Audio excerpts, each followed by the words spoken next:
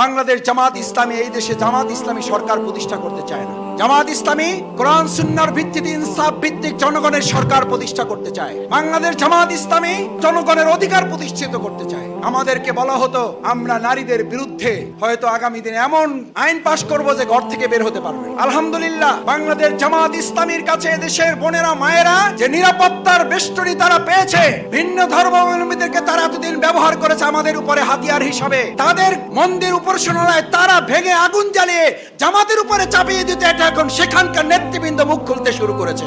আমাদের মা বোনদের ইজ্জত লুণ্ঠন করার জন্য ইডেন কলেজের ছাত্রীবন্ধের মুখের ভাষ্য আজকে ভিডিওতে পাওয়া যায়। আমরা এই লজ্জা, এই ধিক্কার এই বাংলাদেশের প্রতি যারা আমাদের বোনদের আমাদের মায়েদের প্রতি করেছেন, বাংলাদেশ জামাত ইসলামী ইসলামী শাসন ব্যবস্থা এবং একটি জনগণের সরকার প্রতিষ্ঠিত করে আমরা আমাদের নারীদেরকে ইসলামের সেই সোনালী অধ্যায় তাদেরকে আমরা সমুন্নত করব ইনশাআল্লাহ। বাংলাদেশের বিজয় মানে লাল সবুজের জয়।